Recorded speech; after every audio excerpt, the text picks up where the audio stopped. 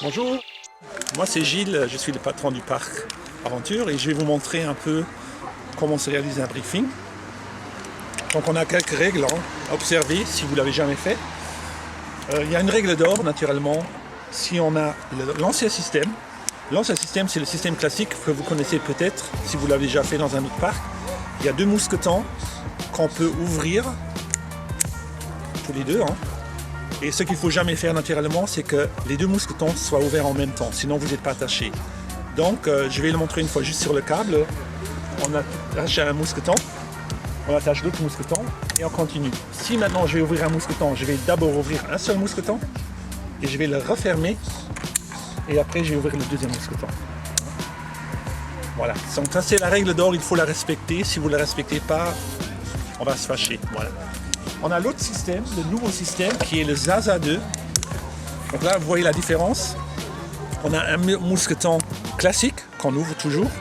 Et le nouveau système, c'est le Zaza 2. On le met une seule fois et puis on ne peut plus le détacher. C'est assez facile. Il faut juste comprendre ce que c'est perpendiculaire. Alors c'est facile. Donc je le mets, c'est la couleur jaune pour le mousqueton Zaza. On le met à l'intérieur et on le glisse à travers. C'est tout.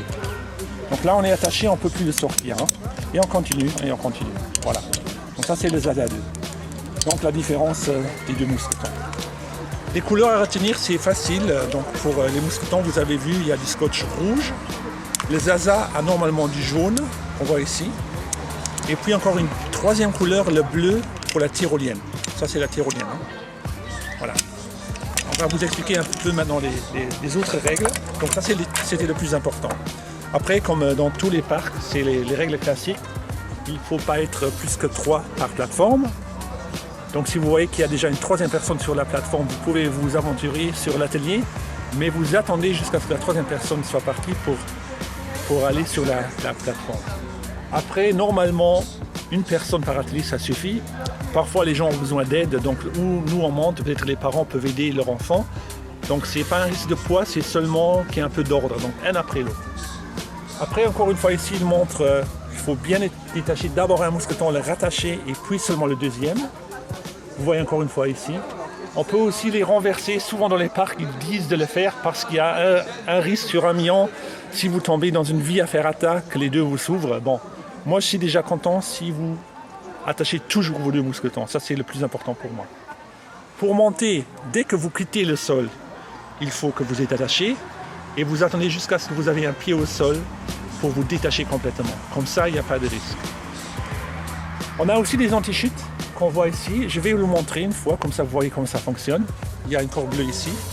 Vous dites c'est quoi ça? Qu'est-ce que je dois faire? Bon, vous tirez sur la corde, vous allez voir vous-même. Il ne faut pas tirer trop vite, sinon on reste attaché. Et voilà, là on a de nouveau. Hop là, on a le mousqueton et on attache les deux là-dessus. Et là, je peux grimper. Maintenant, disons le cas, je tombe. Je vais vous montrer. Dès que je tombe, je reste attaché comme une ceinture de sécurité.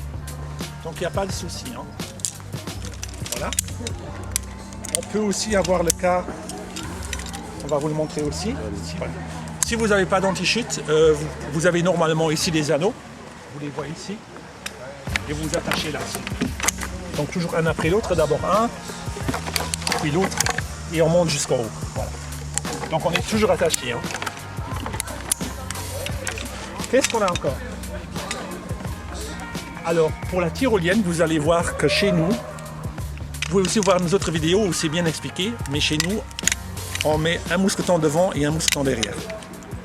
Si vous prenez tout dans la main, c'est pas grave, mais vous allez freiner. Donc nous on montre toujours aux gens de prendre le mousqueton dans la main et mettre l'autre main en dessous.